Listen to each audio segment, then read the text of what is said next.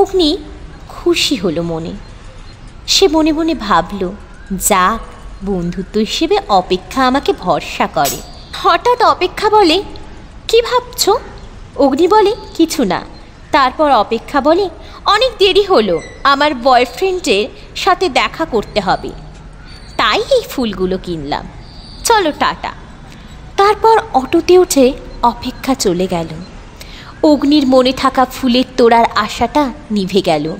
সে অপলক দৃষ্টিতে রাস্তার দিকে তাকিয়ে রইল।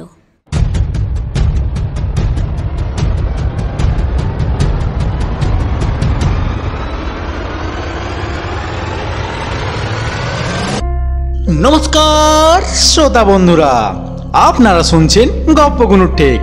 আমাদের আজকের নিবেদন লেখিকা গার্গীর কলমে একতরফা প্রেম। গল্প পাঠে লেখিকা স্বয়ং, গল্পের সূত্রধার আমি আইজ্যাক। শুরু করতে চলেছি আমাদের আজকের গল্প। সকাল থেকে বৃষ্টি পড়া শুরু হয়েছে, আর থামছে না। কোম্পানিতে নতুন সিঙ্গারদের আসার কথা, এই নিয়ে ভাবতে ভাবতে দরজার সামনে গিয়ে দাঁড়ালো অগ্নি। তারপর একটা ফোন আসে। ফোনের আওয়াজে সম্ভিত ভিড় পেল সে। ফোনে মেকআপ আর্টিস্ট পিয়ালি বলল, স্যার, সিঙ্গাররা প্রায় সবাই এসে গেছে, আপনি কখন আসছেন? অগ্নি বলল, আমি আর আধ ঘন্টার মধ্যে পৌঁছচ্ছি। তারপর ফোন রেখে ফ্রেশ হলো, খাবার খেলো। অগ্নির মা বলল, কিরে এত জলদি, কোথায় চললি? অগ্নি বলল, অফিসে যাচ্ছি, আজকে নতুন সিঙ্গারদের সিলেকশন আছে। এই বলে সে মাকে আসছি বলে অফিসের উদ্দেশ্যে রওনা দিল। অগ্নির অফিস ছিল পার্ক স্ট্রিটে। ওর বাড়ি থেকে আধ ঘন্টা দূরে ওর অফিস। অফিসে পৌঁছলো, তারপর কেবিনে বসলো। ওর পিএ মৌনি বলল, স্যার, আপনি কি নতুন সিঙ্গারদের ওখানে যাবে না ওদের আসতে বলবো? অগ্নি বলে, ঠিক আছে, ওদের আসতে বলো। তারপর অগ্নি কি যেন একটা ভাবল, নিজেই ওখানে গেল। একজন সিঙ্গার জিজ্ঞাসা করল মেকআপ আর্টিস্টকে, দিদি, ইনি কি বিখ্যাত প্রডিউসার সিঙ্গার অগ্নি সেনগুপ্ত? মেকআপ আর্টিস্ট বলে, হ্যাঁ, তিনি। নতুন সিঙ্গার যার নাম অপেক্ষা মাইতি বলে, কেমন মানুষ ইনি? মেকআপ আর্টিস্ট বলেন, দেখো, ইনি মানুষ হিসেবে মন থেকে ভালো, কিন্তু কাজ ভালো না করলে রেগে যায়। 30 বছর বয়সে একজন বিখ্যাত ব্যক্তি হয়ে ওঠা তো কম কথা নয়। উনি কাজ নিয়ে ব্যস্ত থাকেন, কাজ ভালো করে করো, উনি কিছু বলবেন না, কিন্তু কাজ খারাপ হলে রক্ষা নেই। উনি এত বেশি কথা পছন্দ করেন না, একটা কথা একবার জিজ্ঞাসা করা পছন্দ করেন, একটা কথা একবার ঘ্যান ঘ্যান করা একদমই পছন্দ করেন না। এসব বলে মেকআপ আর্টিস্ট চলে গেল। এক এক করে নতুন সিঙ্গার আস্তে আস্তে করে অগ্নির কাছে এলো। কিছু সিঙ্গার সিলেক্ট হলো, কিছু বাতিল। সবশেষে ডাক এলো অপেক্ষার। অপেক্ষা একটু নার্ভাস ছিল, অগ্নি ওটা বুঝতে পারে। অগ্নি বলে, ভয় পাওয়ার কিছু নেই, জল খাও। তারপর জল দিল ওকে। ও অগ্নির দেওয়া জলটা খেলো। তারপর অগ্নি জিজ্ঞাসা করল, তোমার নাম? অপেক্ষা বলল, অপেক্ষা মাইতি। অগ্নি আরও জিজ্ঞাসা করল, বাড়ি কোথায়? বারাসাত। অগ্নি বলল, বয়স কত তোমার অপেক্ষা? 17 বছর। বেশ। তারপর অপেক্ষাকে অগ্নি বলল, এবার গান গাইবার জন্য রেডি? অপেক্ষা বলল, হ্যাঁ। অপেক্ষা গান ধরল, তেরে বিনা জিন্দেগি সে কোই শিকওয়া তো নেহি, শিকওয়া নেহি, শিকওয়া নেহি, শিকওয়া নেহি। গানটি মন দিয়ে শুনতে থাকলো অগ্নি। অগ্নির বেশ ভালো লাগলো শুনে। তারপর অপেক্ষার গলাটিও খুব সুন্দর ছিল। তারপর অগ্নি বলল, কাল থেকে তুমি কোম্পানিতে জয়েন করো। অপেক্ষা তো খুব খুশি। অগ্নি বলল, দেখো, গলার যত্ন নাও, সুর আছে, আর হ্যাঁ, আমাদের এখান থেকে গান রেকর্ড করে বড় বড় জায়গায় পাঠানো হয়। তুমি যদি ভালো কাজ করো তুমিও পারবে। তারপর অপেক্ষা থ্যাংক ইউ স্যার বলে উঠল। বাড়ির উদ্দেশ্যে রওনা দিল অপেক্ষা। তারপর অফিসের কাজ শেষ করে অগ্নিও বাড়ি ফিরে গেল। পরের দিন সকালে নতুন কোম্পানিতে জয়েন করলো অপেক্ষা। নতুন বন্ধুদের সাথে আলাপ হলো, কাজও করলো মন দিয়ে। তারপর বাড়ি ফিরতে যাবে, অফিসের বাইরে দাঁড়িয়ে অগ্নি হঠাৎ করে গাড়ি করে বাড়ি ফিরছিল। অপেক্ষাকে দেখতে পায়। অগ্নির মনে হলো অপেক্ষাকে গাড়িতে করে বাড়ি পৌঁছে দিতে।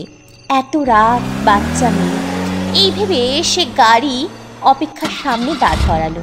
তারপর বলল, এখানে কি করছো? অপেক্ষা বলল, অটোর জন্য ওয়েট করছি। চলো আমি বাড়ি পৌঁছে দিই। তারপর অপেক্ষা বলে, আমি চলে যেতে পারবো স্যার? অগ্নি বলল, যা বলছি তাই করো, বেশি কথা বলো না, আমি পছন্দ করি না। তারপর অপেক্ষা সম্মতি জানিয়ে গাড়িতে উঠল। অগ্নি জিজ্ঞাসা করলো অপেক্ষাকে, তুমি কোন ক্লাসে পড়ো অপেক্ষা? অপেক্ষা বলল, ক্লাস 12। অগ্নি বলল, কে কে আছে বাড়িতে? অপেক্ষা একটু চুপ করে রইল। তারপর বলল, আমার মা, সৎ বাবা। অগ্নি বলল, সৎ বাবা মানে? হ্যাঁ, আমার মায়ের সাথে বাবার ডিভোর্স হয়ে যায়, তখন আমি ক্লাস 7-এ পড়ি।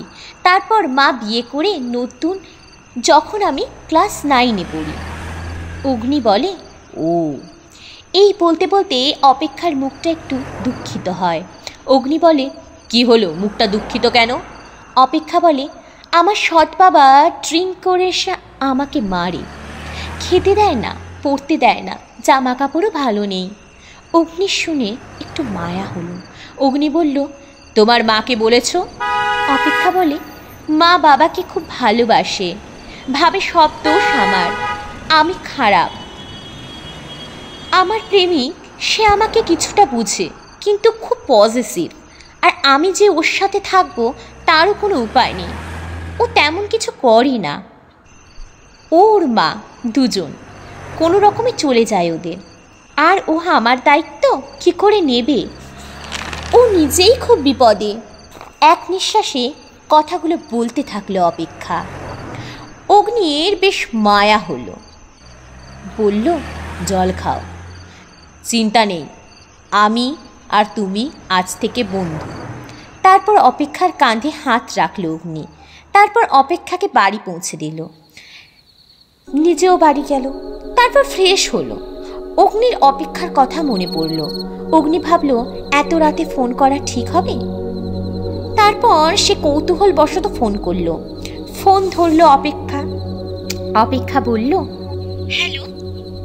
হ্যালো, আমি অগ্নি বলছি। অপেক্ষা বলল, হ্যাঁ স্যার বলুন।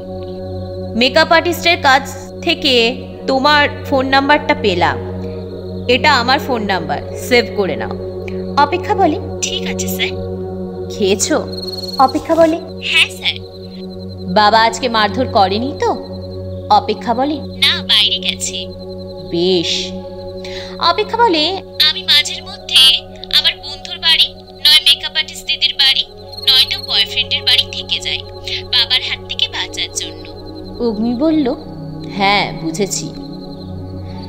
অগ্নি আরও বলল, অত চিন্তা করো না, সব ঠিক হয়ে যাবে, চলো ঘুমিয়ে পড়ি আজ, গুড নাইট। এই বলে ফোন রেখে দিয়ে ঘুমিয়ে পড়ে সে। পরের দিন সকালে আবার অগ্নি আর অপেক্ষার কথা হয়। এই করে বেশ কিছুদিন ওদের দুজনের বন্ধুত্ব বেশ ভালো চলে। অপেক্ষা মাঝের মধ্যে আবদার করত অগ্নির কাছে কিছু টাকা, হেডফোন, লিপস্টিক এসব। কিছুদিন গেল। হঠাৎ একদিন অপেক্ষা বলল, অগ্নি চলো না শপিং মলে যাই। অগ্নি বলে, বেশ, কখন যাবে বলো? অফিসের পর। অগ্নি বলে, বেশ ম্যাডাম। তারপর হেসে করে ফোন রেখে দেয়। অগ্নি অপেক্ষাকে খুব স্নেহ করত, তাই ও কিছু চাইলে না বলতো না। নিঃস্বার্থ বন্ধু ছিল অপেক্ষার। নিঃস্বার্থভাবে অপেক্ষার বিপদে থাকতো। বেশ কিছুক্ষণ পর অগ্নি তৈরি হলো, red suit, red pant, black boot পরে। তারপর তারপর শপিং মলে গেল। অপেক্ষা দাঁড়িয়েছিল। অগ্নিকে দেখে বলল, এত দেরি? অগ্নি বলল, রাস্তায় জ্যাম ছিল। অপেক্ষা একটা নোংরা জিন্স আর শার্ট পরেছিল। অগ্নি বলল, জিন্সটা এমন কেন? আমি এখন একজন ফ্রেন্ডের বাড়িতে থাকি, আমার বাড়ি থেকে শুধু দুটো জিন্স আর শার্ট নিয়ে এসেছি। অগ্নির মনে কষ্ট হলো। অগ্নি বলল, বেশ, আমি তোমাকে জামা কিনে দেব। অপেক্ষা লজ্জা পায়, বলে, না না, ঠিক আছে। চুপ, নাও, যা ইচ্ছে শপিং করো।